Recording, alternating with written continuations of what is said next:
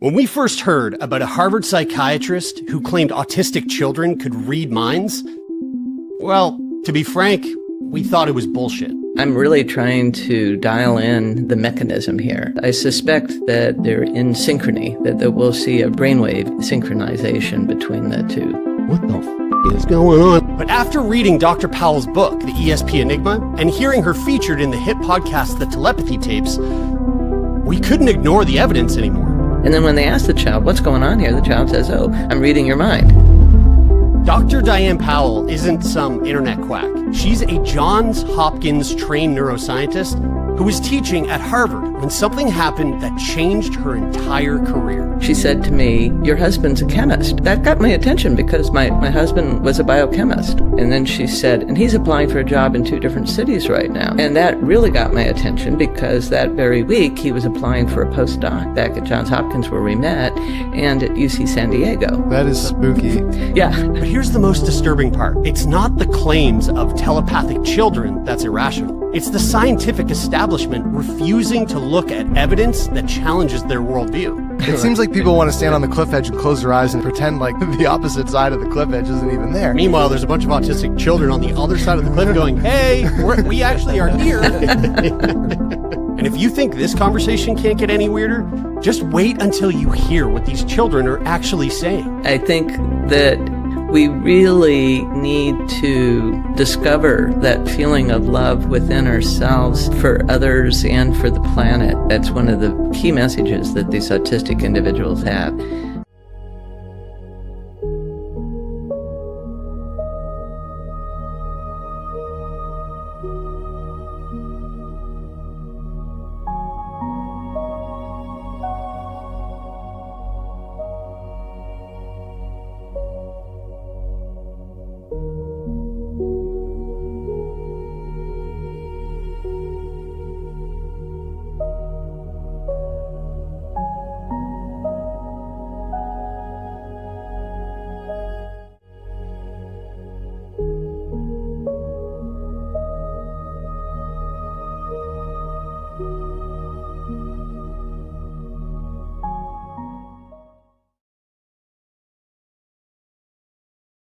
I'm going to ask you some questions in years ahead. Yeah. July 19th, in the year 6,870. What day is that? July 19th, 6,870. That will be on a Saturday. What do you say? It'll be on a Saturday. All right. July 19th, in the year 9,440. July 19th, 9440. Yeah. That will be on a Sunday. On a Sunday. We're going to check these dates later on. It's July 19th, in the year 92,000. July 19th, 92,000. 860. There it is. 92,860. Yes. That will be 92,860. July 19th. Right, July 19th. That will be on July 18th, 92,840.60. Yeah. That will be on a Monday. On Monday, all right. Now, July 19th in the year 132,470. Figure this one out. July 19th, that will be on a Saturday. Saturday. All right.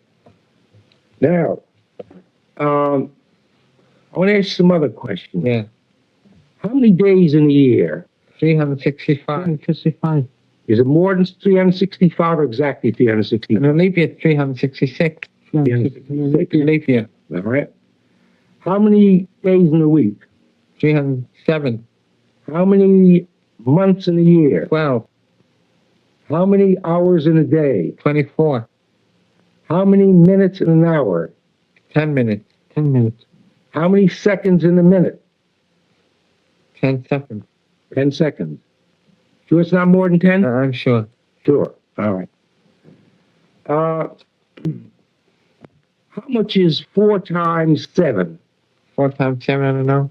You don't know? No, but there was Well, 4. McBride taught you for months. Remember? You remember when McBride taught you? Yeah.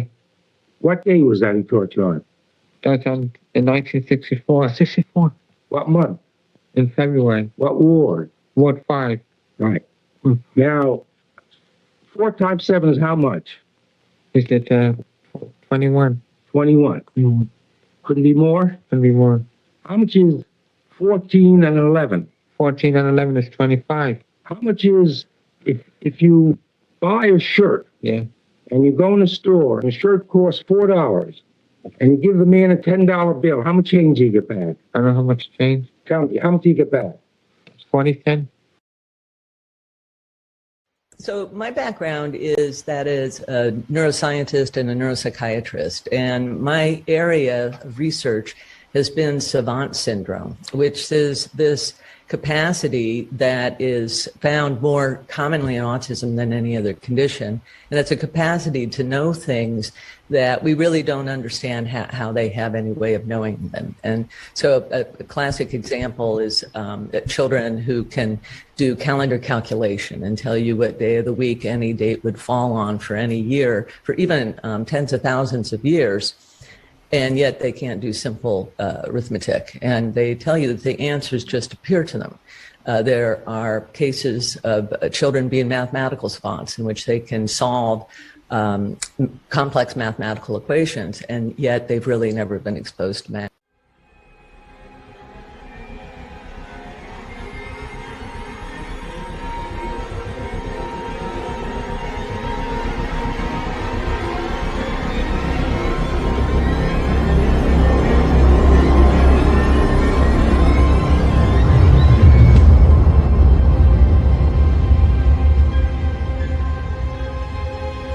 The truth is out there, and it begins with you. Welcome to the Cosmic Fold, where we talk high strangeness. Call us at 928-288-2942. That's 928-288-2942. Or join us by video.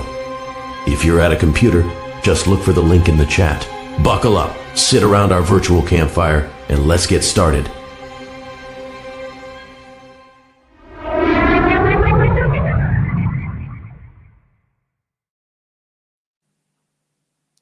Hello, folks. How you doing tonight? Thanks for having us, Deborah. Yes, thanks. Thank you for That was being fun. here. Oh, I appreciate it. course. Does my mic work? Hopefully. I've got Yes, so you many- sound excellent now. We had to cancel the Saturday because it was trying to do the phone. It was creating an echo off of the phone line for some Oh. reason. I think it was doing it. So, folks, the phone number doesn't work, but I put in the chat if you want to join us by StreamYard, you can do that. And you could just turn the camera off if you're shy. But that Right. whole thing is so interesting to me because it kind of jarred some memories when you brought it up, Denise, and because I had never heard of the telepathy tapes. So Right, I I'm hadn't either. only Yeah. on part 3 right now, which was in itself fascinating, but it really jarred some memories of an autistic young man. He was my age, that I kind of took under my wing for a while.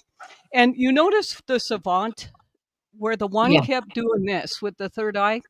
Yeah. I do that a lot, especially in meditations. And this young guy, Mark, that I would take him camping and things because he had such a hard time dealing with. His parents were kind of on again, off again, divorced, and there was a lot of strife. So he had Right. so I would take him camping all the time. And we would just go off into the mountains in Arizona. And when he would get stressed, especially like if we were driving through traffic, I would just tell him, do this. And he'd start doing this. And I tell you what, it calmed him right down. And plus that's the third eye chakra. So I Right. think it has something to do with the telepathy or something. And so I had those two guys, one of them, that video was published on YouTube 9 years ago. And as of that, the great niece of the guy, I think George was the one in the plaid suit, the one on the right that was more talkative. So he passed away. And I don't know if the other one is still alive or not, but that video was from the 1964. So Wow. They were just they- learning about it.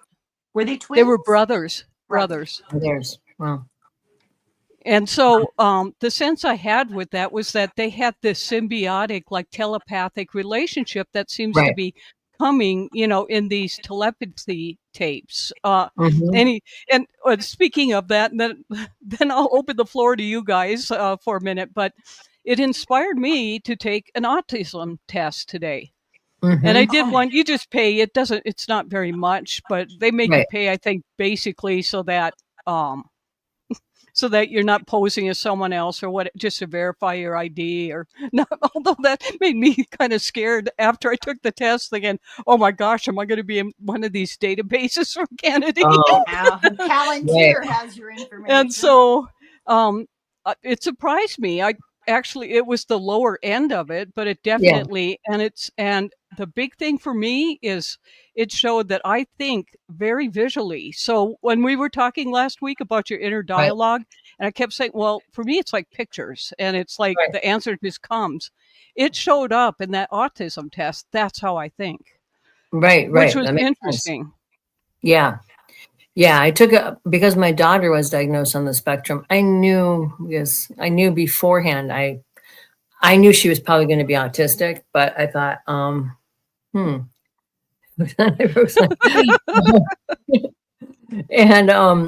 I knew she was autistic. And then there's this, especially, I just had this intuition. I heard about like kids on the spectrum on a radio, and I'm like, I'm going to have a kid like that.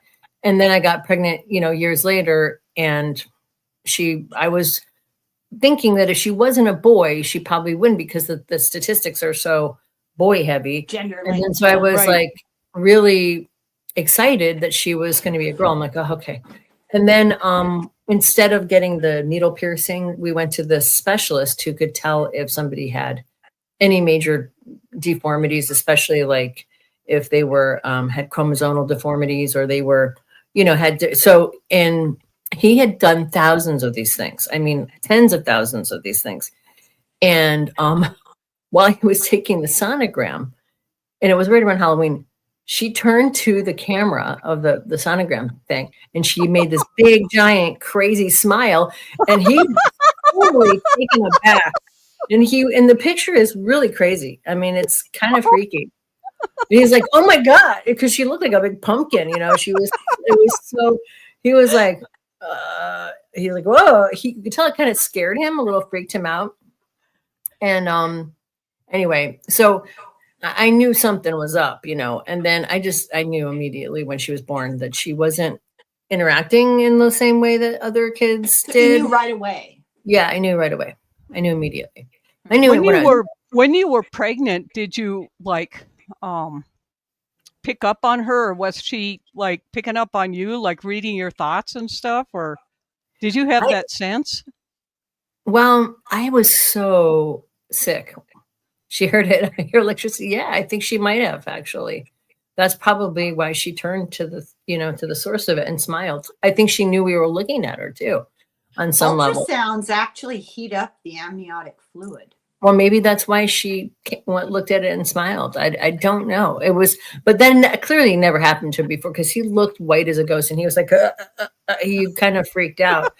So, Started throwing holy water around the room. Yeah, really, he was scared a little bit. You could tell he was really freaked out by that. Well, I was really sick. I got really sick. I mean, I had a really bad back, and I had really bad migraines, and so I was in a lot of pain the entire time.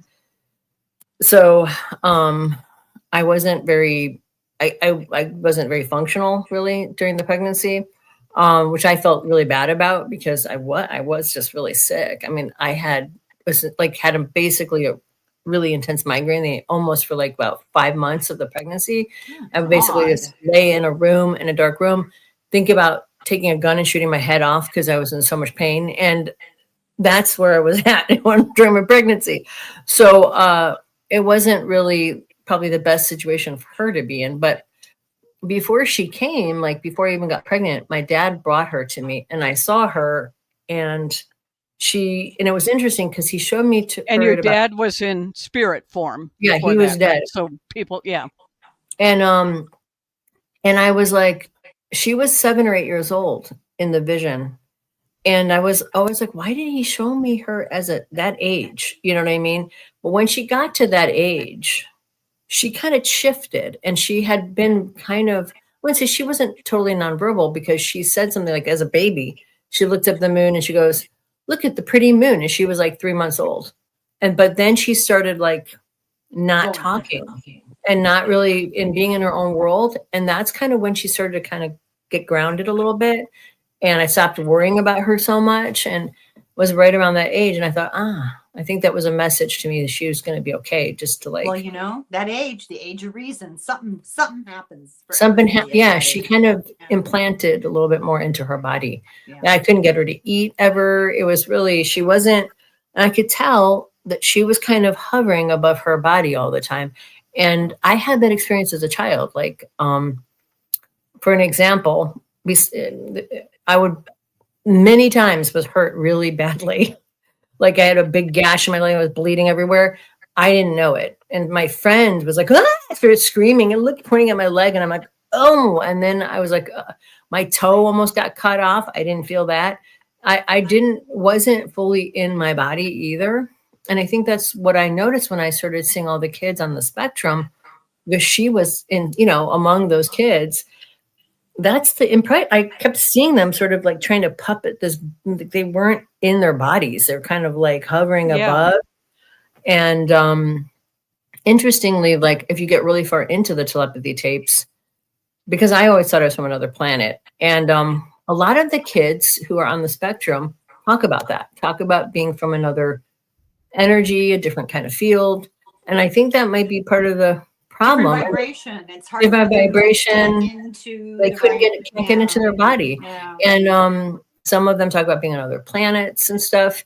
And I was like, God, it's really wild. And my brother couldn't speak till he was about 5 years old. And I could hear him perfectly. I mean, I knew exactly what he was saying. Like I could tell up. Yeah. And so I used to just translate for him all the time. And my mom, being my mom, would get really mad at me. Like it was my fault that I was talking for him. So she'd say like, stop talking. He's never going to learn to speak if you keep talking for him. So I'd be like, okay. So I'd stop talking.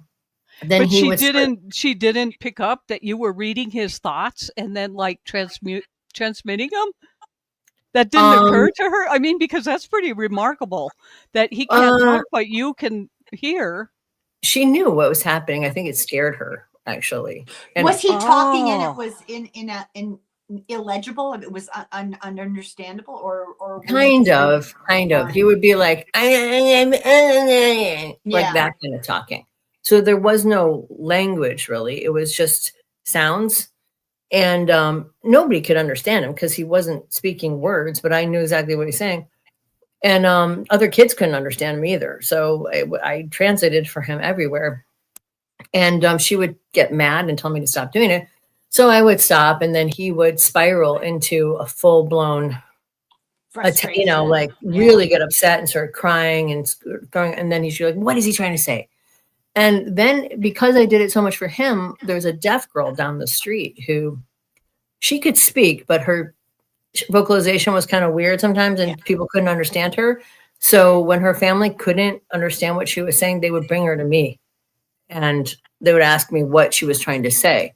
So people knew I was doing it and they were using the skill, but they didn't really, it made people uncomfortable. It certainly made my mother very uncomfortable. She didn't really like it at all. She tried to discourage that. But, I think that's just one of the, facets. I had that with a childhood friend at 5. No one could understand her. I could. And it made me mad when they didn't understand her. I thought they did it on purpose. Yeah, I could see that. I used to get upset too for my brother that nobody can understand him, but I didn't know I was being telepathic. I just thought nobody was paying enough attention. They just weren't, I get what you're saying. I didn't get so mad. He would get really mad. I mean, he would get really frustrated. He's frustrated. Yeah, very frustrated. Yeah.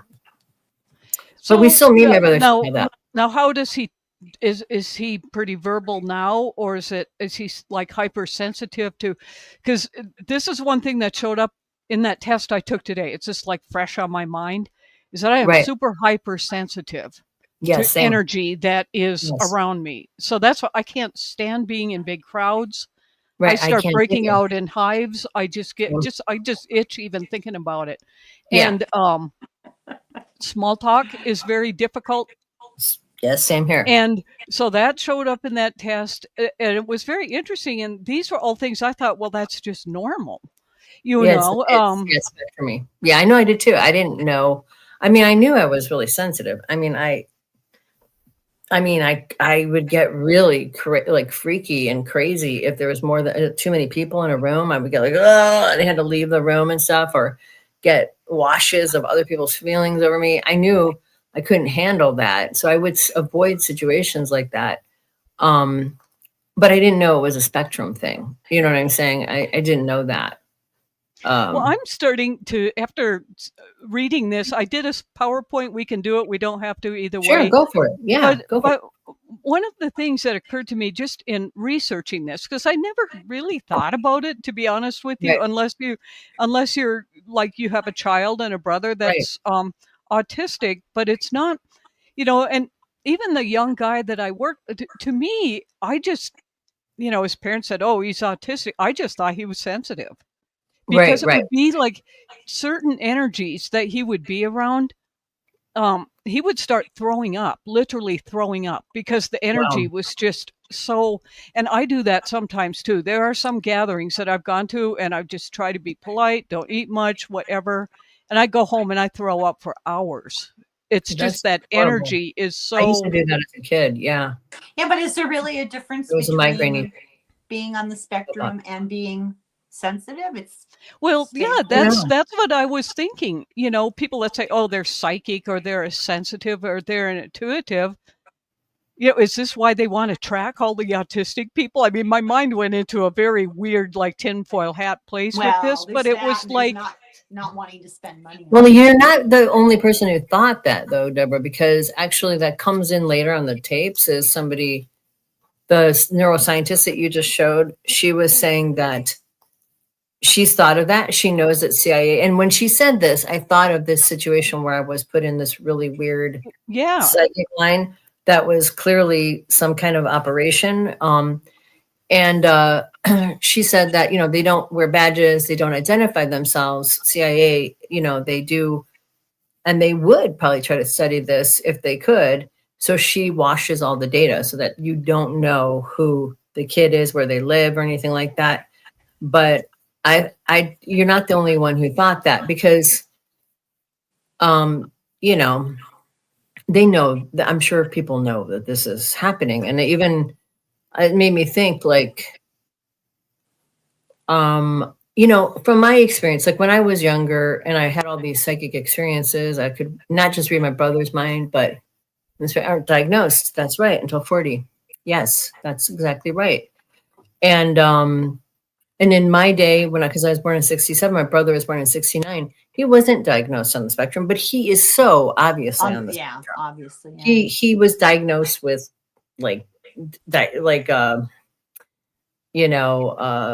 attention deficit. No, not that. Dyslexia, dyscalculia. But it doesn't really, he had problems writing and speaking, but that was more trauma based, and he can do it now. So I know that that wasn't right. You know what I mean? And Yeah.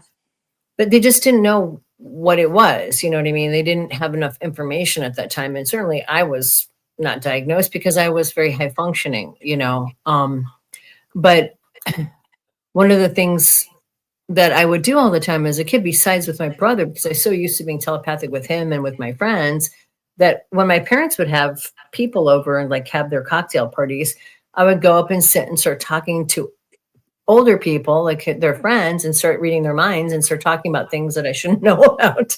And they get really upset at me. They would be like, I didn't tell you that. And I'd be like, well, yeah, you did. And they're like, no, I know I didn't say that. And like, then they walk away and get really freaked out. And I started realizing I'm scaring people somehow. I didn't know that until I started experiencing it. Would you like us to explain it to you now? I got it now because I had somebody do it to me, and I was like, oh, how you're scaring people. I can tell you why.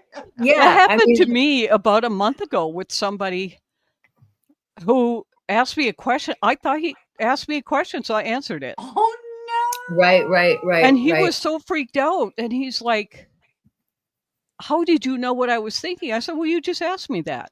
I mean, I literally heard it. It was so clear. And right. he was very disturbed by that. And Yes. I said, oh, you're just pulling my leg, because you said that. And now you're saying I was like reading your mind, But the thing is, in looking at this, I'm thinking, unless you have a child who's got some developmental issues, why would you even want to be diagnosed? Or, I mean, the only reason I was just curious for the show to understand it better and to see. Right. But why would you want to, and why would you need medical help for it if you're functioning? You don't need. So why are they putting that out there? To me, it's almost like normal. Well, it is unless you can't function. Well, I think the thing is, for the kids like my daughter who were on the spectrum, who are more severe, like kind of had a hard time implanting in their body, they need a lot of kind of help to kind of to come in. And so for that purpose, it's important. And like you said, I would never have known that I knew I was a weirdo, but I didn't know that I was on the spectrum. Do you know what I mean? Until her. It's a spectrum, and there are people that have more, not extreme difficulty, but enough difficulty where it does interfere a bit at certain times, and it's enough that they suspect something's not quite right, and they sort of stumble onto the opportunity to give it a label. They take the test, and the rest is history. I think it's great. I agree. I am 3D. It was good for her. Yeah, I think it's good for me too. Yeah, I think it just depends on where you're at. But someone like me, that it's fairly low. It was, what was it? They said that most people get 100. I was like 159 or 160, so it wasn't like very high, but it was definitely there. In their number system. Yeah, I was higher than, I don't remember what it was. I took it like probably when she was like 5 or something like that, or something. I took the test online, and I was definitely on the spectrum, but I'm high functioning though. Like, I mean, I never had a problem with language or school. I was in all employment. Yeah. I was all in special classes, but like on the other side of the spectrum, you know what I mean? Mm-hmm. I was identified with having a really high IQ very young, and I was only dysfunctional in that I would tell people the truth and stuff, and people would get upset at me, or a little bit of a social filter thing. I had a social problem. I couldn't understand why people did the things they did. I never fit in really. Yeah. And I was kind of like, and I was very like, like they say, they're like little adults, the kids who are Asperger's. I was like, knew all these weird facts, and I would talk to grown-ups, and I didn't really feel comfortable talking to children, really, things like that. But I just was kind of an oddball, you know what I mean? And so and a lot of kids who are really smart are kind of weird anyway, do you know what I mean? Right. So I think people thought that, well, she's just smart. She's a weird kid because she's smarter than the average bear or something like that, Yeah. And that I was sensitive. I'm so sensitive. You're so sensitive and creative and smart, and you're just a weirdo. You know what I mean? So I was like, okay, that's fine. I don't care. Giftedness is another kind of neurodivision. It's not in the normal, so it's divergent. That's true. So, I mean, but it is, I think that there's a lot of people who are probably on the spectrum of both autism and all kinds of other neurodivergence. Like I know a kid who's ADHD, who's really brilliant too. And he was like really good friends with my daughter when they were younger. But now they're teenagers and they kind of have weird hormonal things. They have cooties. Oil and water kind of thing. But they could kind of like, kind of get into this thing together. It's exceptional. Twice exceptional. I like that 3D braining. Yeah, that's sweet. Very sweet. But yeah, I mean, he was also like, to me, I didn't see really any difference between him and her in terms of to me, he was like, I bet you at some point in time, they're going to figure out that ADHD is another kind of part of the spectrum. Yeah. Well, yeah. I think so too. at every single person. It's just where are you on the spectrum? Exactly. That's probably true. Yeah, you're right. We're all kind of neurodivergent in different ways. Yeah. I would like to hope so. Oh, yeah, we are. Be different than every single other person. Oh, you're right. Everybody Yeah. is different. Everybody has Yeah. different abilities and talents. And one of the things that was interesting further into the tapes was the idea that telepathy and psychic ability is a savant skill. She starts it talking is. about that. Yeah, Really? that was interesting. And I thought, that's interesting. Because my best friend when I was little, she had a weird savant skill too. She could sit down at a piano, because we had one for like a month because I wanted to take piano lessons, and she could play anything she heard on the radio. She'd never been trained in any way. And I was like, that's amazing. You know, I don't know how she knows how to do that. No, my husband, my husband, his brother is, fully admitted on the spectrum. He's an engineer, so he's bright, but he's socially awkward. But my husband can be a little clueless. He's not in any way extreme, but he can be a little clueless socially. He can play anything he hears on the piano. Right. Well, Yeah. Anything. yeah, she was like 4 years old though. So that was really weird. He's a She little didn't older have than any, that. she had no, I mean, I can play stuff on the piano too, but I mean, I know a little bit about music, you know what I mean?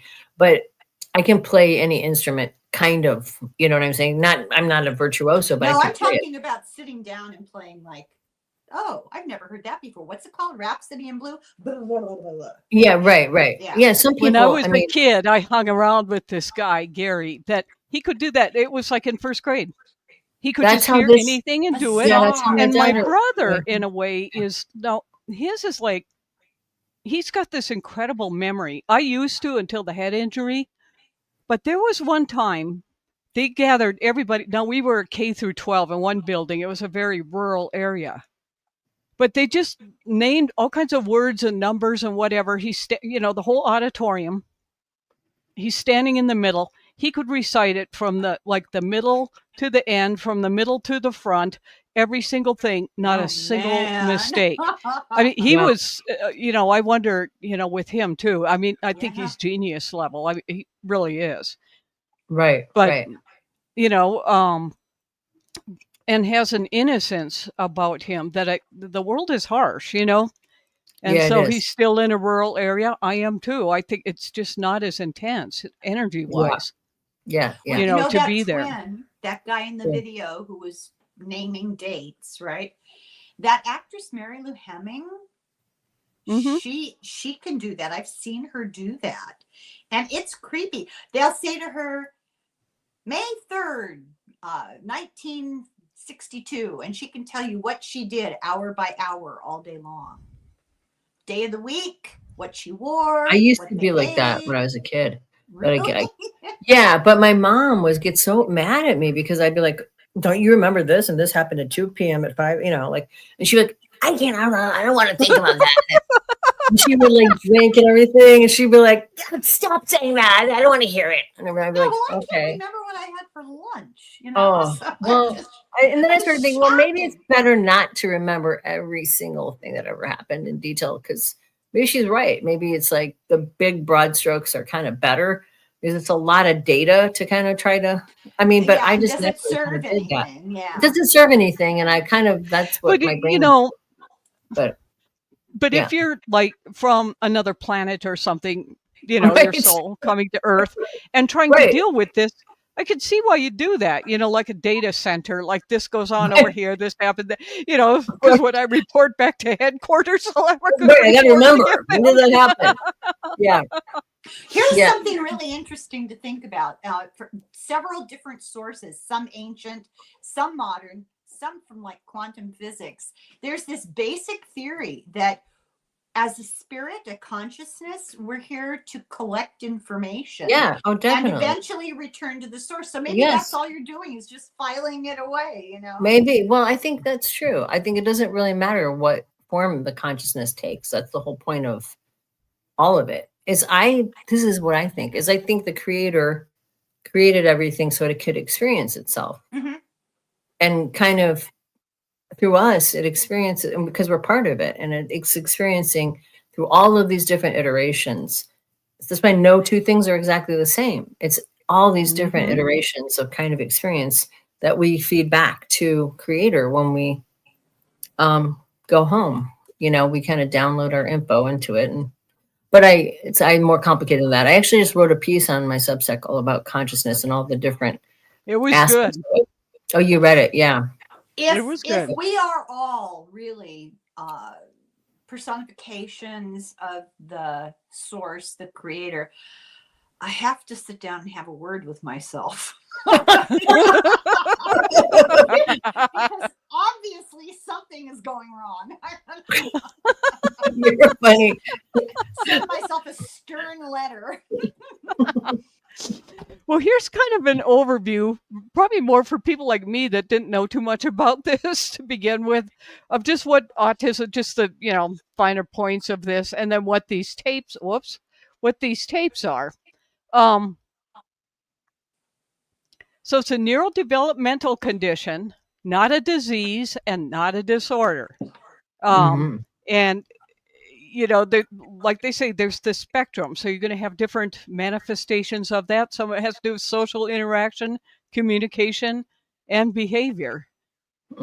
So, but it's not like some bad disease like people are making it out to be. Right.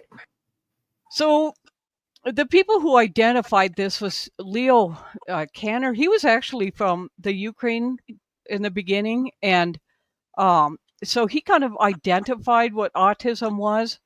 And then he ended up at Johns Hopkins University, and then Hans Asperger also identified that. Now Asperger's is actually kind of part of autism. Was he autistic? I don't think I don't so. know. I wondered because he looks like it, doesn't he? Like something. Isn't that horrible? Maybe he doesn't. That was bad. No judgment. I mean, it just could be psychically picking up. I wondered the same thing. Like saying you look like a blonde, I mean, the blonde hair, you got blonde hair. Well, maybe he was. I don't know. Maybe he was really, Well, yes, to be able to identify it and to work with it, you'd almost have to have elements of it, seems like to me. So it seems to be more common in the United States, but that could just be because of, I don't know. They say 1 in 36 children are autistic. 4 times more common in boys, like you brought up, Denise. Wow. It kind of varies by country. Right. Just in case you're wondering, no, vaccines don't cause autism. Right.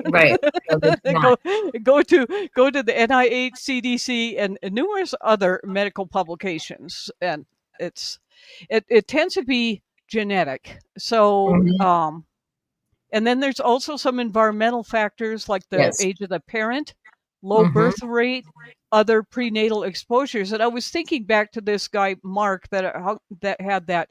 His parents were, when they had him, she was like pushing 50. I mean, that was my didn't question. have menopause quite yet. Okay. They were way older. And so, much My dad older. was like, when he had me, he would have been 52. When he had my brother, he would have been 56. So, and then I was 40 when I had my daughter. No, you guys are the Fruit Loops. Sorry. 3D braining is saying it's a unique cognitive structure. You can't make more of us with vaccines and Fruit Loops. No, Too bad. Connections, yeah.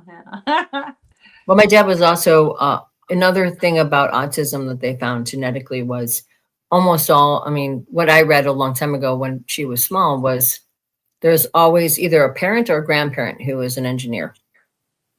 Oh, interesting. God, are you kidding me? I'm not kidding. Yeah. Wow. My dad was an engineer. Yeah.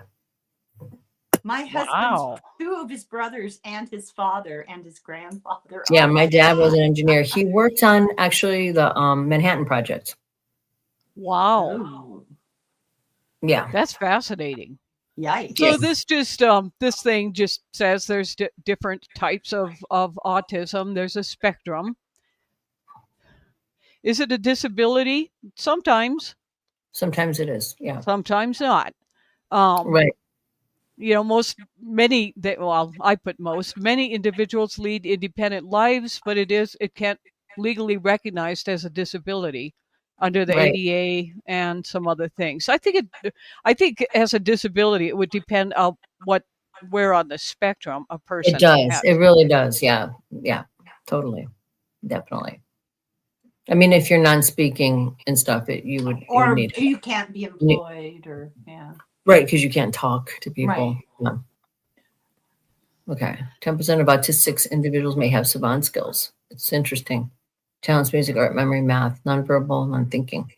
Yeah, no, and they all have psychic ability, which is a savant skill. So that's something. Even like my daughter is really telepathic and exhibits psychic ability too, and my brother too.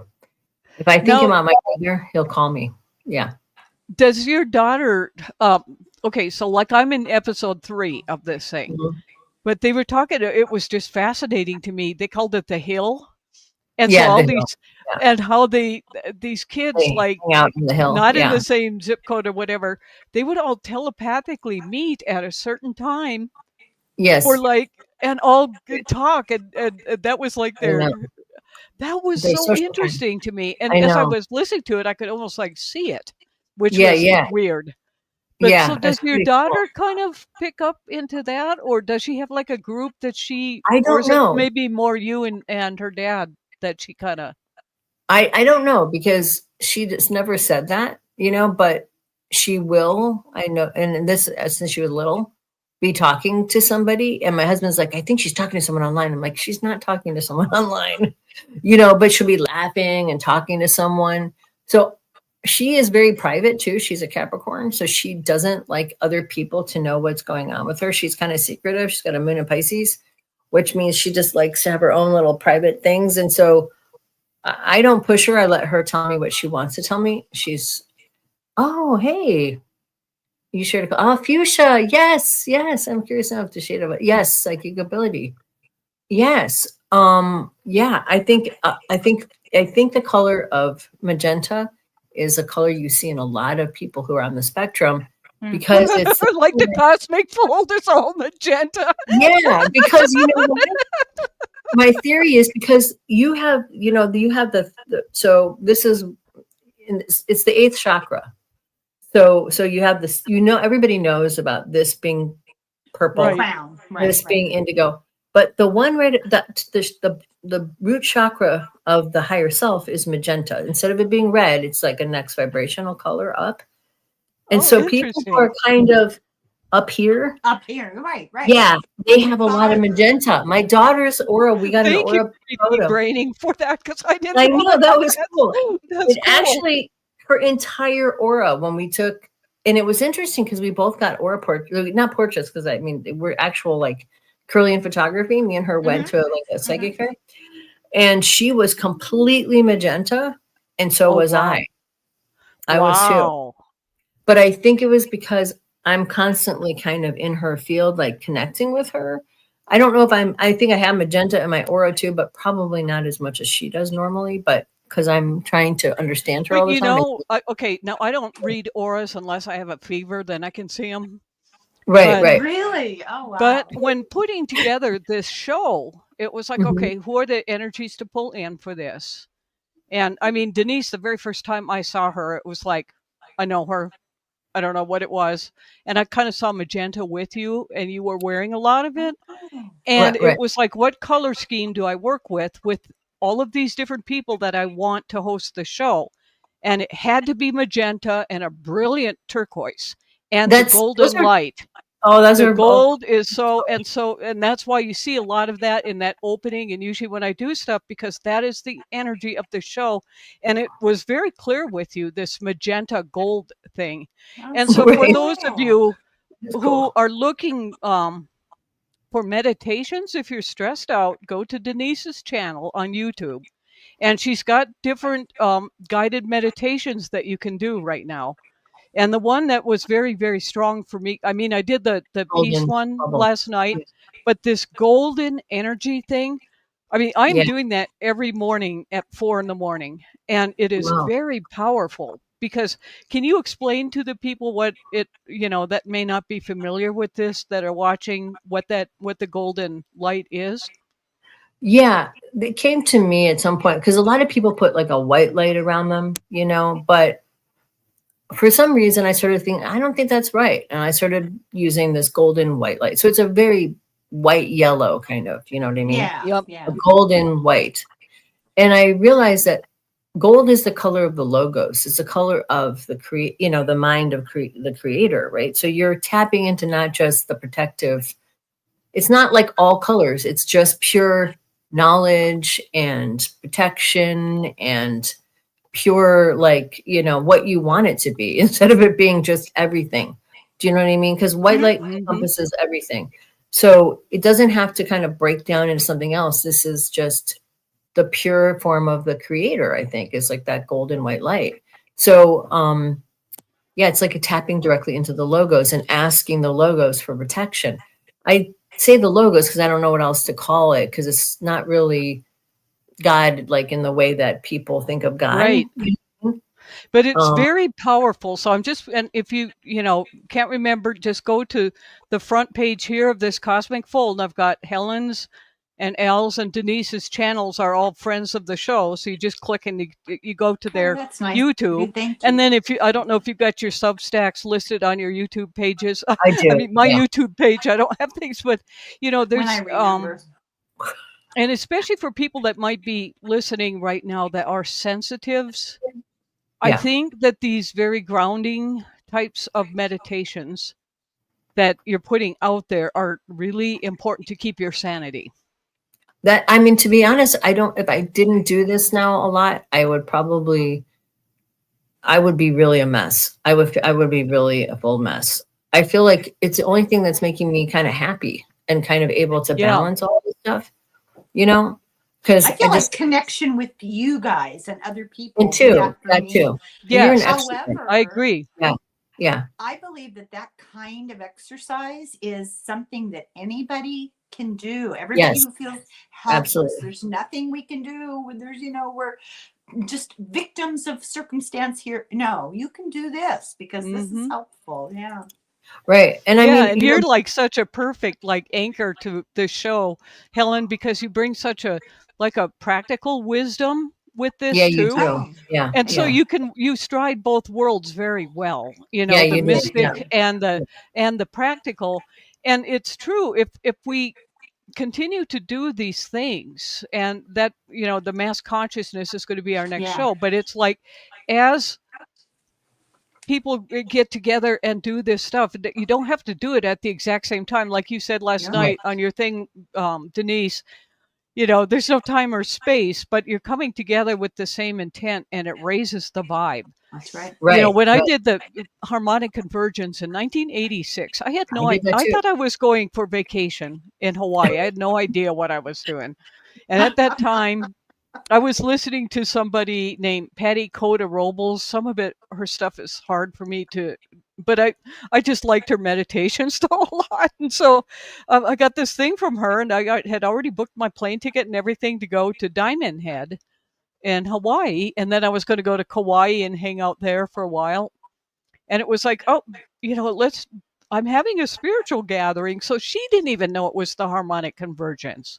Oh, wow. And so then, like a week out, then we found out that's what this was. So all of us were just going there anyway to do, a meditation at Diamond Head.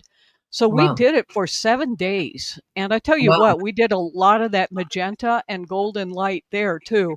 Oh, wow. Just putting peace, I mean, it was a real intense, spiritual thing where we just meditated for hours in the morning and the afternoon. And there's no better place to meditate than Hawaii, because the vibes are just so incredible there. Yeah. And so, but that stuff I really believe works, because so you did harmonic convergence, and, it's like a lot of us are coming back together again that we're in the harmonic. There's been a lot of try to copycat. They're not the same energy. There was a very strong calling for that. And I keep running into people now more and more who had done that. It's like we're opening up to do another of these things. And I think that what you're doing, Denise, with these meditations is really important, because there's probably a bunch of the harmonic convergers who will tap into that. Yeah, I think it's important because there was a lot of that in the 70s and 80s, like people, ex-hippies or whatever, who were trying to use meditation to raise consciousness. And I really do think that the reason this whole thing probably didn't come down then is because people were doing all that stuff. And then they kind of lost the plot at a certain point, and they, and people stopped doing it, and people got distracted, and people it was overrun by gurus. And overrun by gurus. And that's the thing I want to say. And this is something that drives me fucking crazy. And it was brought up in the telepathy tape, so I can talk about it now. Oh, good. Is the kids all say, and all the people that communicate with the kids, that it has to come from a real place, and you have to be truthful, and you have to be authentic.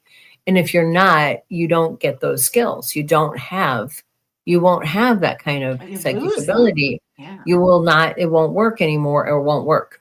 And this was told to me a long time ago by my friend who was an occultist and everything. And I would never really think to not be like that, but he was just warning me, like, I knew this guy was really, really famous psychic, and he started getting really money hungry and greedy, and he lost his ability. And when I first came out to California, and I thought, okay, I'm going to find a bunch of other weirdos like me, like psychics and stuff, and realized, like, I got involved in this coven and everything like that, and this other group, and that was like a ceremonial magic thing, and they were all fine. I mean, whatever.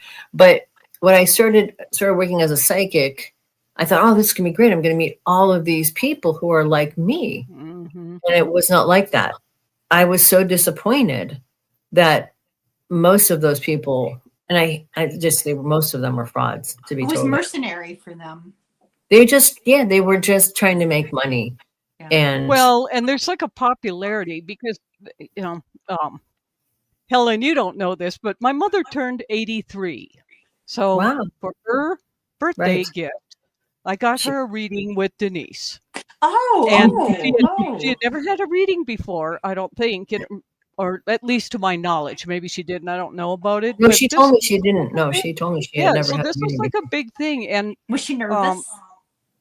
I have no idea, but she enjoyed it so much, and it lifted a burden of something that has been, in her world for many years. And, she was saying, I talked with her on Sunday, how uncannily accurate Denise is. Something with, those old Sears Roebuck houses, you'd get kits and built. Yes. And Denise even picked up on that. Like, you lived in one of those at one time. And she was like, how could you, And she said that Denise's energy was just so warm and compassionate and genuine. So you're the real deal, and I don't, do you do readings too, Helen, for people? I don't know if you do or not. I always forget. I'm a horrible business person. I don't think about it, and I forget to advertise. I forget to push forward my,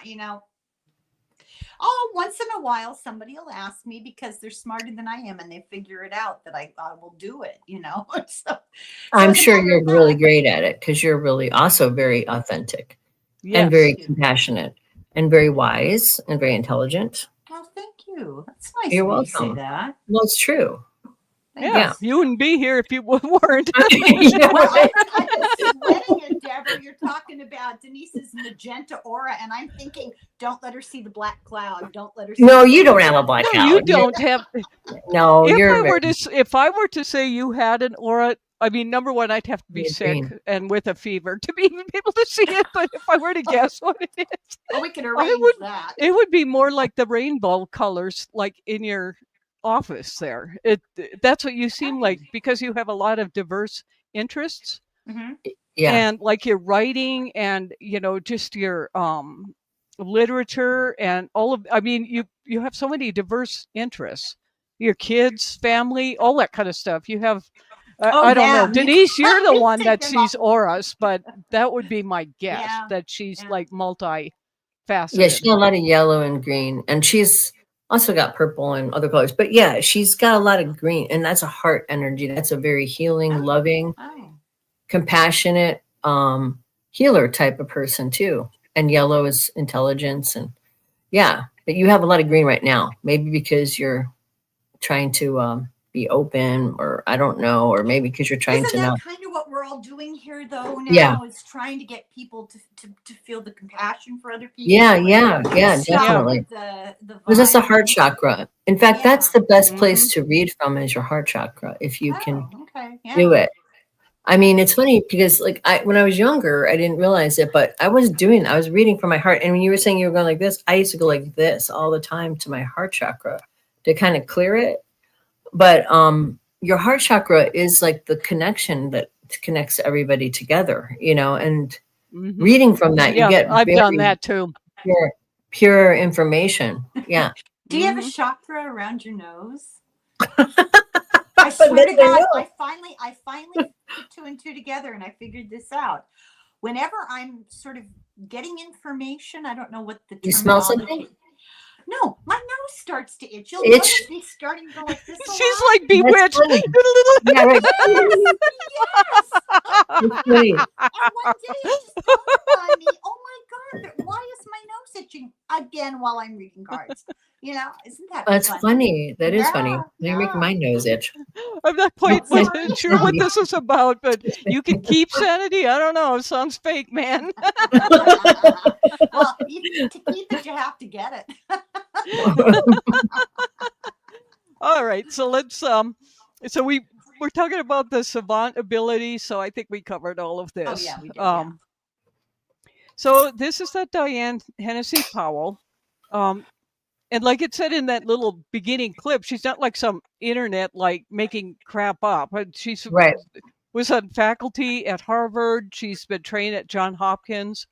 Her book, Helen, have you read the ESP Enigma? You're reading my mind. I was just thinking I have to get that book because I want to read it too. I need to read it too. Have you read it, Denise? Mm-mm. I was thinking the same thing. I need to find it for you, and then she has nice taste too. I like her jacket. She looks really sweet. Yeah. Mm-hmm. So her key, like in the beginning, she was looking at the savant kind of stuff. That one video that we, and I think it's evolved into these other areas the more she studied it. Right. So it's the nonverbal autism, potential telepathy, the enhanced perception or alternative consciousness forms, which I think is interesting, and brain-to-brain communication outside of sensory channels. So that's sort of the area. Okay, so if you guys never heard of it, because I didn't, Denise told me about it. Someone told me about it. Yeah. They're very, very interesting. Now you were listening to it on Spotify. I've been listening to it on YouTube in the background at work when I can. But they are fascinating. And the lady, Kai Dickens, who put it together, it's that real wonderful NPR kind of voice. Yeah, she's very presentation and voice. Right. It's really, really good. And it's interesting. So this Dr. Powell has been looking at cases both in India and the United States. Isn't she into Mexico now too? I don't know. One of her studies, one of her client studies was in Mexico.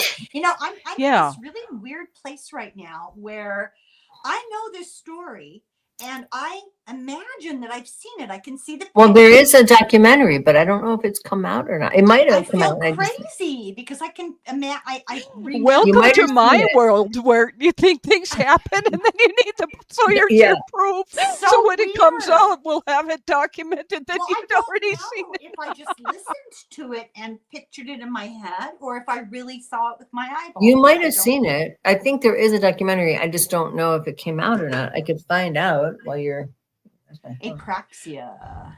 Well, the reason I put this in is, and it'll get into that in the slides too, is that, some of the critics are like, well, this isn't measuring things right or whatever. And so what apraxia is the neurological condition that affects your motor skills. So it's like your brain sends signals, but you want to talk, but it takes like 100 different muscles to talk, and they don't quite make it.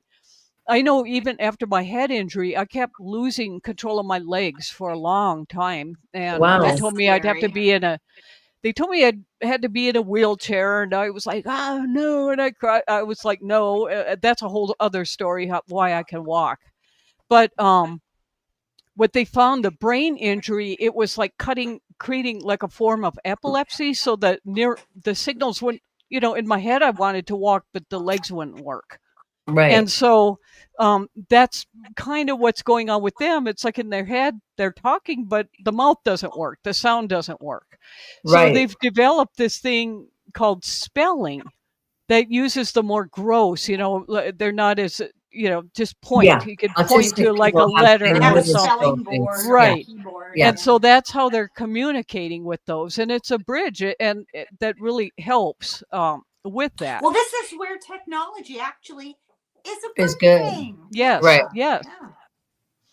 So, like, what if her kid? I know there's a lot more. I'm still listening to the thing, but one of the earlier case studies was this little 9-year-old girl from India, and what they were doing was asking questions, not prompting them in any kind of way. And these children aren't even like looking or lip reading or anything, and she's just answering questions, by putting letters on this board. Something And somebody's thinking. Right. yeah, and Right. and so she, people would just like think 20 like complicated questions, and she would answer them Right. at 9 years old. And then this little boy too, 11 years old. And so Right. with him, it was like a typing kind of, I think, Right. some kind of keyboard thing that he Right. could. But his were also just incredibly accurate Well, over they're all got very 100%. difficult. The Yeah. ones in the first few, they're all 100% right. Then they repeated it over and over and over again, and 100% right. Yep. Few. So Yeah. anyway, what this is called, working with these nonverbal people, children, adults, I'm going to assume too, it's called spelling to communicate. I mean, this was all like new to me. I'd never heard of any of this, so it's called Right. spelling. And they say it's controversial. I don't It understand was. why. I'll tell you why. I'll tell Well, you why. here's her answer to that. So you Okay. tell us why, because you probably know. Why would that be controversial? Well, it wasn't. And then later on down the road, like in the 90s, some non-trained people were trying to dispute it because it was telepathic and there was a lot of proof of the telepathy in it. And they were like non-trained sort of, I think, master students or something. And they wanted to basically write a paper disproving it. And they sort of, somehow there was something that came out about abuse in it and everything like that. And they just fucked it all up. And they started this whole controversial thing. And I think they had an agenda basically to kind of disprove it because they didn't want to believe in it, basically, is really what it seemed to me. And I don't really understand. There was some kind of controversy about one of the kids being abused or something like that. And I don't know what that part of it is, but to me, that was the vibe of it. It was like, we can't deal with this reality. So we're just going to write papers and make it look like these kids are being abused and they're not really capable. And these parents are making that, all this up and stuff like that was basically the vibe of it. But it's just the next logical step from, they use that kind of spelling board, keyboard with stroke patients. Yes. All the time. Yeah. This Right. is just the next logical step, that you're not verbalizing the question, but then they're producing the answer. Is it Right. that hard to accept? I don't understand. Well, Yeah, it was that's the the thing. 90s. It was like, and so I spent most of my I time in think the it 90s. probably, yes. I spent most of my time in the 90s when I was a psychic just proving that it was real to people. I would get specific information. I would do this, I'd do that. And just like, it had to be like a magic trick. And then people would relax and believe in it. But it was like, people just didn't want to believe in it because they were so in that whole materialistic, and people thought it was ridiculous. And there was such a stigma to it that Until was my though, whole job. until people get it was like, so I was going to college full time, working full time. And word had got out because I would do readings Right. for people. And I mean, I would get home driving University of Texas. I'd drive all the way from Arlington over to Dallas, which is like an hour drive. And I'd get there and there'd be a line at my condo That's of how people it was. wanting readings. And it was Yeah. all like, I just, but what really did it for me, the last one that showed up, it was like, I could tell that she was a coach. And she Oh, was and she was abusing abusing children on the team. Wow. Wow, that's awful. And I just sat there and I looked at her. And I said, "You need to stop this." Wow. And she was so freaked out that I knew, and how that came out of tarot cards is beyond me, but It I didn't. knew. Right. And so that night, her mother calls all freaked out from New Mexico. And she's like, "How did you know that?" And I said, "I don't know. I just, this is probably the last reading I'm ever going to do. Because of that." And, a week later, guess what's on the news? They arrested her. It was true. She Wow. had been abusing all these kids. Oh Yeah. And my God. I'm watching that and it's like, oh my gosh, because in a way, when you do readings and things like that, you have the same fiduciary relationship as a priest would. Yes, Yeah. it's a hard thing to. I had a similar situation. I was working at this club where and it's a long story how I ended up working at this club. But anyway, so this club, and they would just have this like out the door, around the block. And I brought other psychics, but nobody would go to them. They'd only want to go to me. And one night, so I wouldn't take a break. I wouldn't pee. I wouldn't be able to get up for even 1 second because it was just like one person after the next. Mm-hmm. And the one time I stopped after this because of the same thing. This guy sat down and he tells me, it wasn't even like a reading at all. He was just like, tells me this whole story about his girlfriend cheating on him, and he caught her, and he took out a knife and, stabbed the guy and was going to try to kill both of them. And he'd gotten in his car and he threw the knife out the window. And I'm like, oh my God. And this is like my last person of the night. And I'm like, and he knew people that I knew, like it's how he knew I was a psychic and I was going to be there. And I was like, oh my God, what the hell do you do under this circumstance? Like this guy just committed a crime, but the guy didn't die, and so I'm sure they reported him and everything like that. So, but I felt very like, because normally I would never tell anybody anything because that's sort of like, these are people's secrets. I don't tell other people people's secrets. You don't discuss other people's readings. No. That would be so unethical. Exactly. Unless they said it's okay to tell you something. Like my mother, Right. she just wanted to convey how accurate and helpful you Right. were. Right. Just but I would never like tell you. I wouldn't tell you what details she of that. Why It's did none of my Why did business. he tell you that?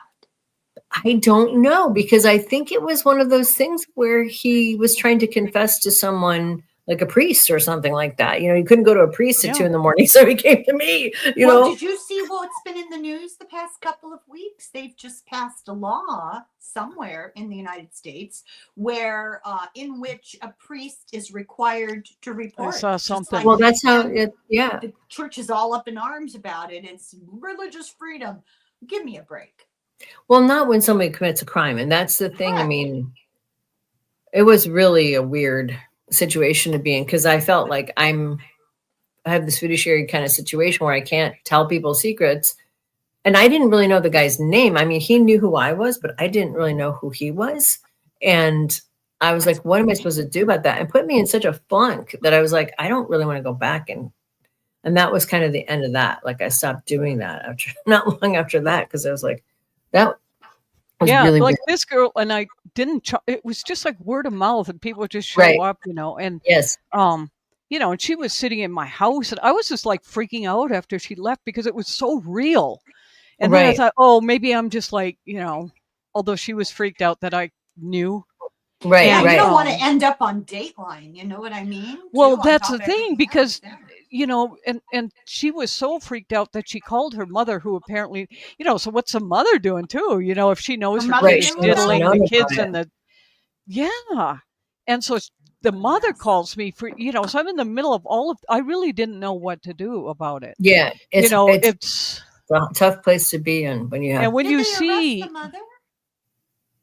No, No, and probably I not. didn't and thank God my name didn't come up in this. I'm Yeah. glad it didn't. But so I can see how, like, if somebody is in a counseling situation, Quandary. Yeah, as it you're is. saying. It is I really wonder if weird. you're saying that threw her off her game and that's what got her caught. Could Maybe. be, because they were really freaked out.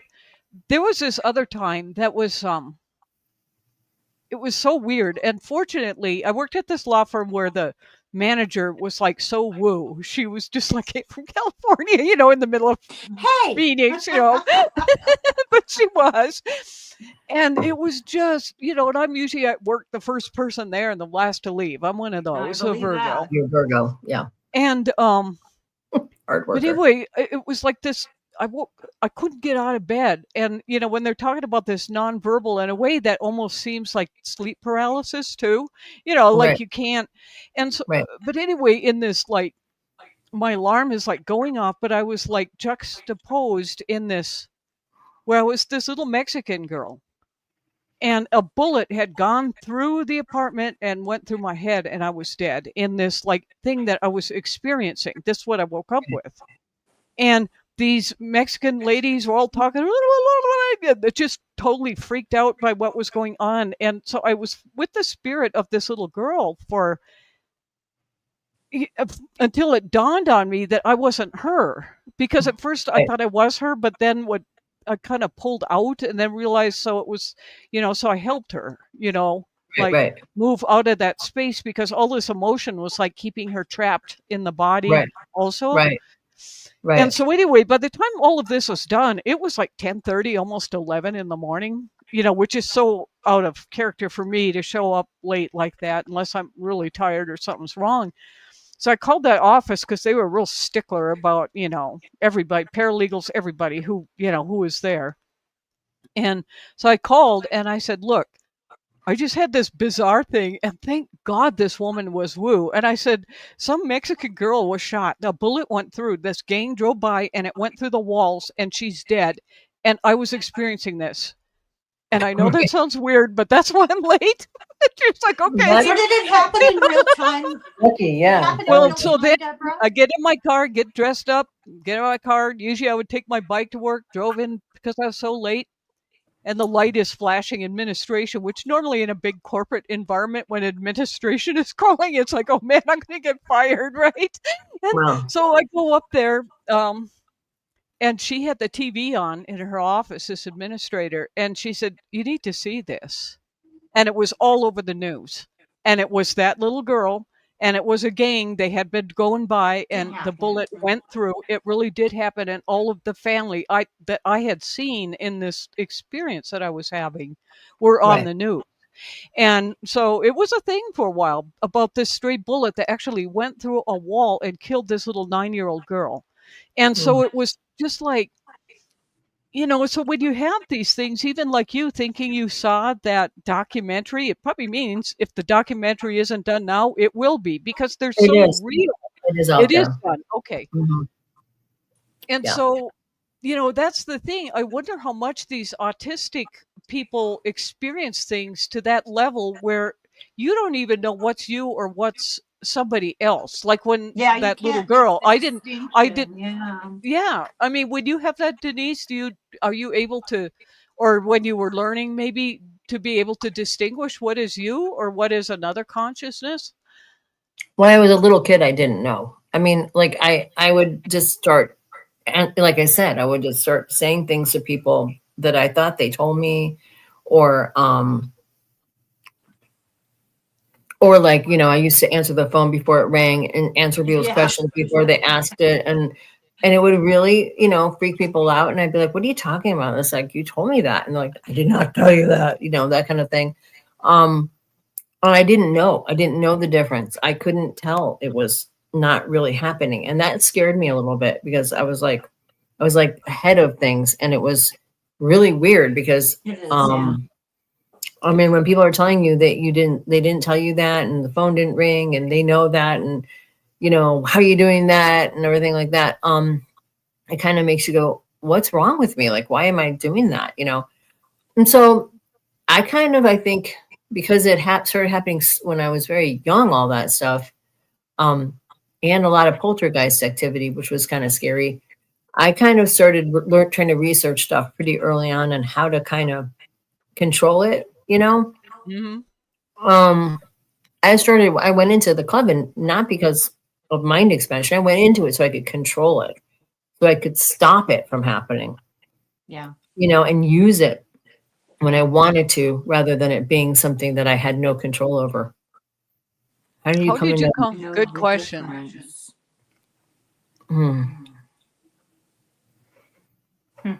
How did I come to know the difference? Well, I started learning to block it to some degree. I started realizing that there was something about me that didn't have a filter like other people did. Like there was something kind of like missing. Like I was tuned into this other thing and other people were not tuned into it. And I started kind of, as I got to be after this period where it went really nuts and it scared the crap out of me, I started kind of trying to just kind of block it, kind of. I don't know how else to say, shut it down, you know, for a period of time, and then put up walls around it. And after I did that, I started kind of being able to control it more. But then once I broke again, I started having those same experiences. So that's why I started to learn to kind of train. So I did a lot of meditation. Like in this coven, we used to get there at like 8:00 at night and start meditating until the sun came up the next morning. Oh man, I don't think I could do that. Yeah. Yeah. And stuff like that. And so because I was kind of got to the space where my brain was kind of clear, if that makes sense, I could know that this is my inside head voice and this is, you know, not actually happening, kind of, if that makes sense, and differentiate. And then I would have dreams about being other people, like you're talking about, but I knew I was someone else. I knew I was inhabiting a different body and I was helping this person do that or whatever, but I knew I was helping someone transition or something, but it wasn't me. But it took a lot of constructing kind of filters kind of to be able to. I know growing up, for me, being in a super religious, fundy kind of, we were limited to even being able to access any of that to learn what was going on. And so, I mean, I may offend some people, but really kind of stopped it for me. I started smoking because it just created like this. That's not going to offend people. Some people it does. It's like they act like it's the worst thing in the world you could ever do. But I did, and then also I was dealing like you, the poltergeist stuff and all that kind of crap. Mm-hmm. That it's great for that kind of stuff, smoking, because it's like sage. It's stronger than sage. Yeah, and it centers you. The tobaccos are. Tobacco is. And tobacco is a really strong, active kind of energy. And so with all of that was going on, it forced me to look for answers. And by then I was not in that church and restricted by that. I was a young adult, so I could go to different things. And so I did. I went to like the Seth. There were like Seth things, and I was reading probably like 5 or 6 books a week. I was just like devouring anything that I could find. Same. I was did a lot of reading and, on stuff. And then you start to attract different people. I mean, even going to a restaurant or something, you would attract people that had answers, and you'd talk about it. I was, okay, so now that you're saying this is really weird, it triggered a memory. I was having all kinds of psychic experiences my whole life, whatever. But anyway, I was at a party with my mom's because she would take us places that were inappropriate. And so I'm sitting at this party, everybody's drinking and smoking and whatever. And I'm sitting there as a little, like an 11-year-old or whatever, 12-year-old. And my brother was there and we're just, kind of, she didn't want to get a babysitter. So we just had to kind of sit there. This woman comes up to me who was Wiccan.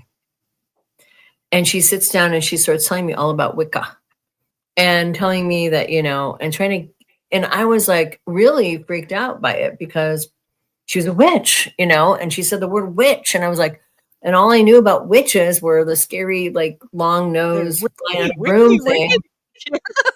You know, and my mom was so freaked out by the psychic stuff. She really Catholic. She got really, and she had her own experiences, but they scared the crap out of her, and she got really over. You know, she'd freak out about one experience for like years. I'd be like, "Come on," you know. So it was so weird that this woman, and it happened more than one time, where somebody would sit down and start talking to me about Wicca. And I was like, that's what, and I was like, the things she told me were, she wasn't a very good advocate. She was kind of not that smart, but I was sort of thinking, it kind of started making me think about things differently. And I felt like that in retrospect was very much kind of some sort of the universe kind of stepping in and trying to get me down a more of a shamanic path, you know, because after she started telling me about it, I started reading about it, and I'm like, oh, this is different than what I thought. An introduction, you know, you needed that guidance. Random. She didn't know my mom at all. Presented as just was one random person at a party. Yeah. You know, when I was little, I was about 5 or 6. A family friend died. This was a couple. They were considerably older. He was probably a very hard drinking, hard living, late 50s, early 60s. And he died, you know, natural causes. And his widow went away for a while. My parents were kind of volunteered to go water their plants and open the door, you know, and we would go a couple times a week in the car. And I remember so clearly the first time that we went, I'm in the back of the car. My parents were talking about his death. And they were talking about us understanding it. And I remember being absolutely offended because the narrative was, well, they're too young to understand. They really don't understand. And, you know, and I'm thinking, well, yes, I do. And when we got there, I remember going through the house and walking around the yard and talking to him. Wow. And, you know, not answer, not seeing it, but, you know, feeling a connection. And feeling his presence and talking to him. And I thought, why would they think that we don't, you know? Now, how old were you then, Helen? 5 or 6, maybe 6. Yeah. So when you were a little girl, did you see like different unexplained, like, or spirit things? I don't see things, but I feel you sense them. Yeah, she's clairsentient. Yeah. Invisible friends that I talk to all the time. I had a particular connection with my grandfather who died, and he was always with me. And when things were tough, I would have these inner dialogues with him, you know. But, you know, and I had a lot of, well, they actually turned out to be precognitive dreams. At the time, I didn't realize that. Dreams about, I can remember a couple of times being with all the kids in my neighborhood. I had a million younger brothers and sisters, and then all the friends, and getting everybody to join hands. And then we levitated and went around. Oh, wow. Okay, so she's on the spectrum. She's like going to the hill for the conversations. Episode 3. That was Helen. No. I was always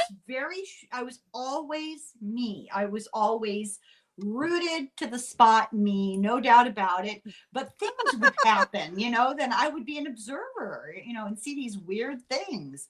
Remember that dream I had about a year ago of the woman running down the hall screaming, they're going to kill us all? Do you remember I told you about that? No, I don't remember that, but I'm sure you did. You told me a lot of things. What was that? What was it? It was Ukraine. It was a weird dream. I have a cleaning business, which is kind of becoming defunct.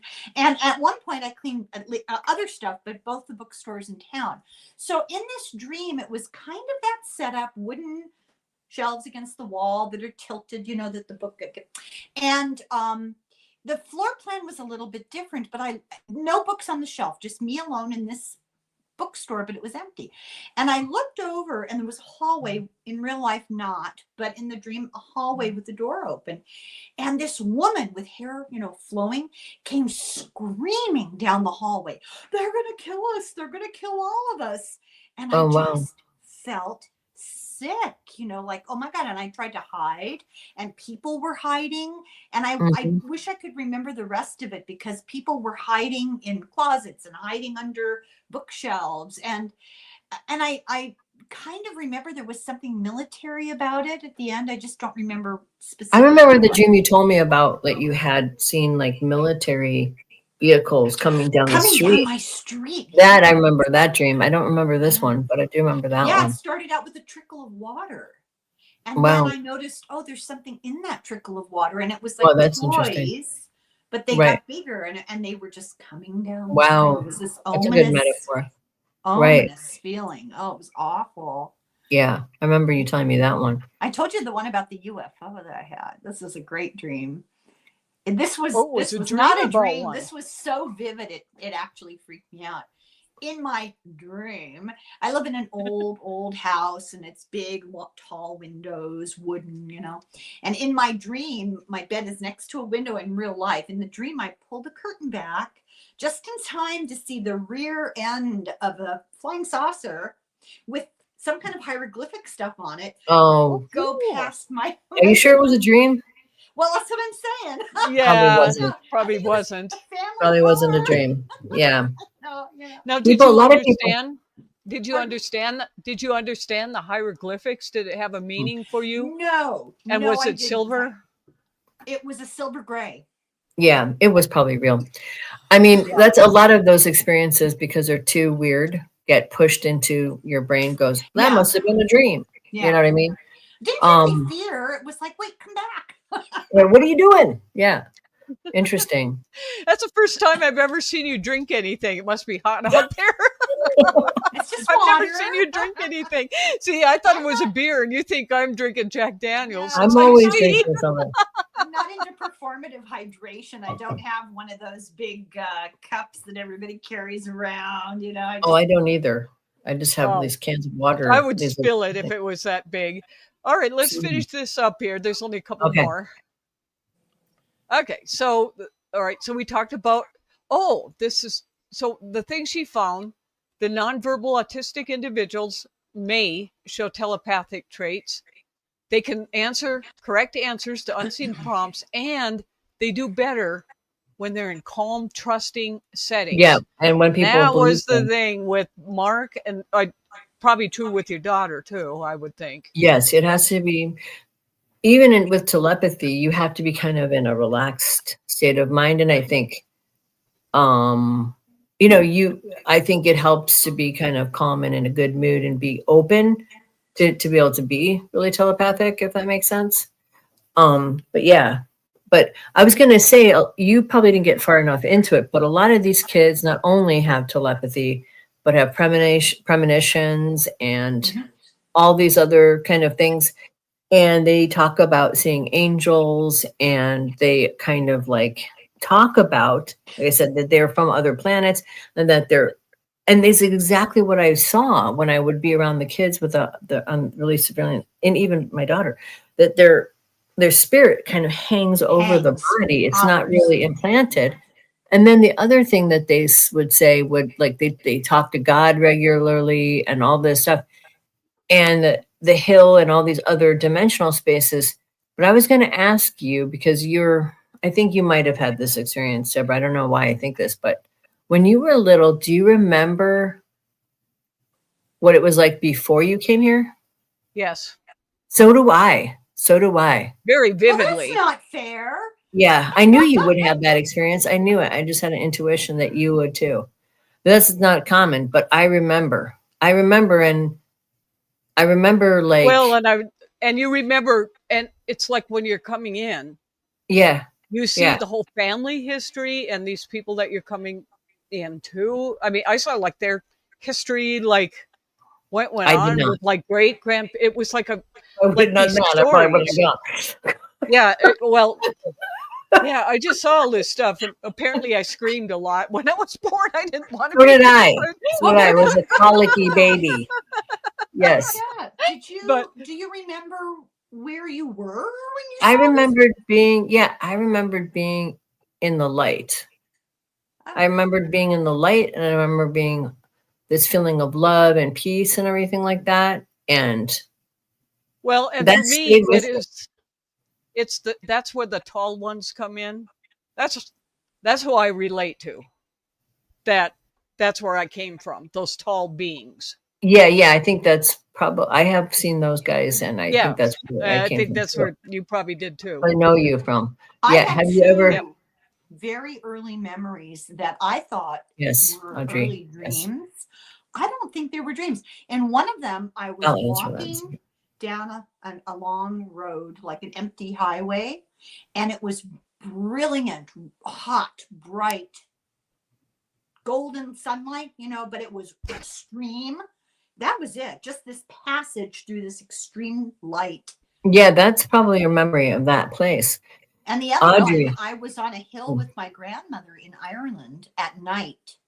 And she just, in the dream, she just pointed way down below the hill.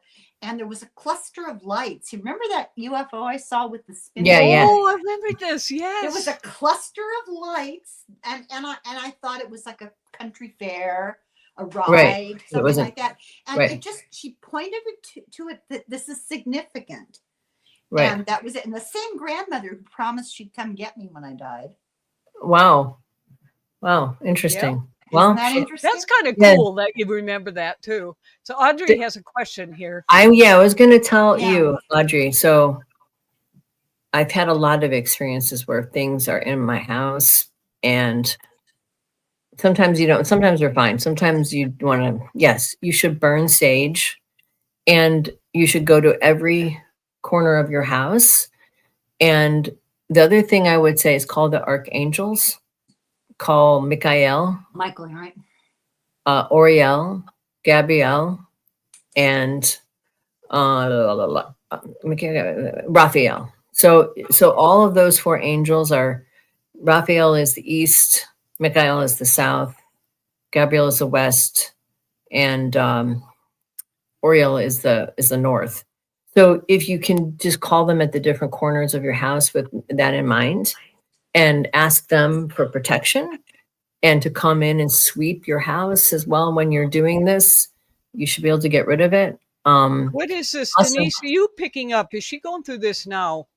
Audrey, if you can type it, or if you're picking it up, Denise, I'm getting something about a mirror, and I don't know what, like this old mirror. Do you see this? Oh, well, there's a belief that you put mirrors around the outside. Well, maybe of she your needs house. to cover it, or there's something about some mirror that is doing something. Ask her, Are you getting that? Audrey, if you can help us out on if there's some mirror that's new to your house, but it's antique or something. I don't know what it is, but I keep seeing this mirror. Or maybe it's just an image that it might help her too, because you can do that, like visualize mirrors that will keep these things from coming back in. Yeah, project it out. Yeah. So it could be that I'm seeing, but put something about a mirror for her too. Put salt around the perimeter. Yeah, salt. After you sage it, I was going to say, after you clear it out and flood it with light, you could put the golden white light in your house as well, and just kind of do a meditation with that.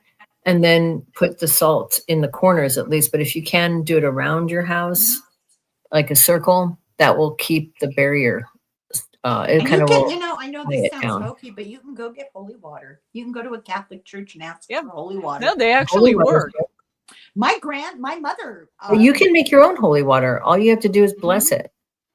Anybody can bless holy water. Water is just, you could have somebody who is a really spiritual person who you trust, bless it and pray over it. And that's it.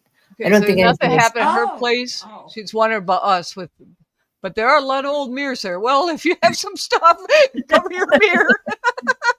Okay. Yeah. So if that ever happens to you, yes, do that. And I have had not so much anymore because I do so much protection, but I still get a lot of poltergeist activity. And I was going to tell you guys about this, but I'll save it for next time because I sent you pictures of this and it's got a whole story behind. Oh, that. good. So we can show the pictures next time. Yeah. Was that you? Yeah. No, that was my husband. And that's where that's why it's very primo, because it's like proof of what happened. And I'll tell you about it later. Anyway. Okay. So maybe she was picking up on that. Audrey was. Anyway. Yeah. So, Sheldrake, we've talked a lot about with consciousness, Larry Dossey. And then this lady here, she's in Tucson. This was new to me. It's called Windbridge. And they've got a website that has got a lot. So she's a vigorous kind of scientific study into all of this stuff and telepathy and mediumship. So nice. And all of that. Yeah. Nice. Tucson's wonderful. Why is this considered fringe? Because it's associated with spiritualism. Oh, because Right. you can't monetize it. They say there's lack of institutional funding or replication. Well, that's because it's new. That people are having the guts to say, I also think it's because religion itself is so Yes. anti this, and people are afraid of it. And growing up, I became afraid of it because so many people were scared of me. And that colored some of my experiences and became very difficult, like for a long time. And so I think that people are afraid of it. They don't understand it. They think it's demonic or evil or something like that. So This whole thing here just isn't this. Don't we know this? This is self-evident. I don't think the word may should even be in there. I think it's given. Right. Do you know what But this, from the scientific point of view, they use the word may. So these are Okay. the things that they are admitting now. Yeah. Right. Consciousness may not be Yeah. local. it's not Brains local. may not be receivers of maybe receivers of thought, and autistic, Right. and so science is getting to that point where they're starting to recognize it. And so Right. now where she's going and some of these others, they're going to start pursuing peer-reviewed publications, They have double yeah. blind. Yep. And so, They exist, they're but they're taking this. marginalized. Yeah. It's getting better But the though. more it's out there, it it's will getting be. better. It's One been thing that's going on helping for a long time. parents. The parents are so appreciative that is Yes. definitely helping. That is helping. And there is some alternative. Isn't it funny though? They always call it alternative science until it's true. Right. So that was the They called it presentation. alchemy until it became chemistry. Well, you've got all these nonverbal children, and when they do these, give them the ability to communicate this way, you find out that they have these complex philosophical belief systems going on in their brains, and knowledge. I've met so many of them because of just being having somebody who's, and they have this beatific kind of vibe about them. They all have this kind of, like they're from somewhere else. I used to say they're like from another dimension or something. They have this really kind of glowing kind of, it's hard to describe, but you can feel that they're really in there, and that they're really in here, but they're not really in their body, and that they are really old souls, like, and they're dead, or maybe from somewhere else. A lot of them feel like they're not from here to me. I would say that's true. Yeah. Yeah. And to me, I think we need to close this out soon because my bladder's ready to Yes. kaboom. Yes. But I know.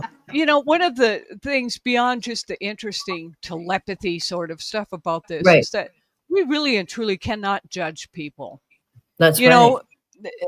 Years ago, people would have judged or scoffed at people with autism or these still other do. like so-called They still do. developmental problems. But when you really look at it, these are very gifted, special people. Yes, they are. I mean, everybody comes in different forms with different ways of communicating, and we really have no right to judge anyone for anything. That's right. That's correct. 100%. And that's what Jesus said. Jesus was right. 40 or 50 years ago, they were institutionalizing people that were nonverbal like that. Oh yeah, they did that in the 80s. Mm-hmm. Down syndrome children. Yeah. Oh yeah. Yeah. Or you have hormonal problems or whatever. It's They did it to a lot of people. Or you want to have an affair. You just say your wife was nuts, have her committed, have the affair. I mean, that's how it was in the 1800s. It was horrible. Yeah. Horrible. Yeah, it's true. Yeah, you're right. Well, I want to, yes.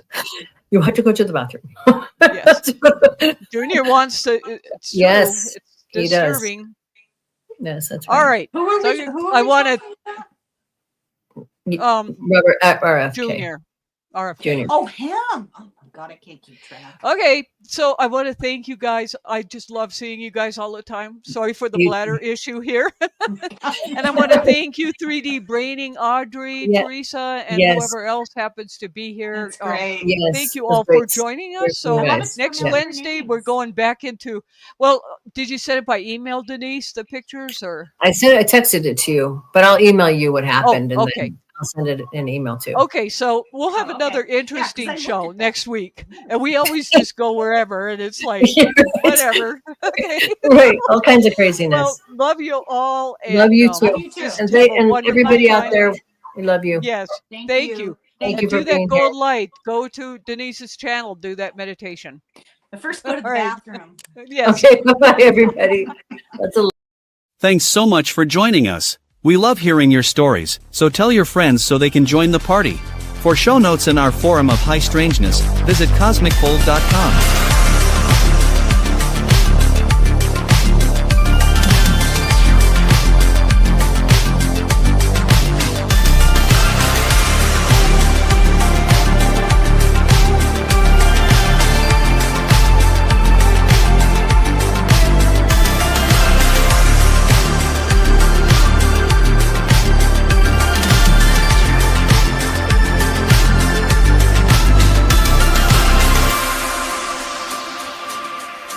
Remember, Cosmic Fold airs live on Wednesday and Saturday nights, so be sure to subscribe and click the notification bell to know when we're on air.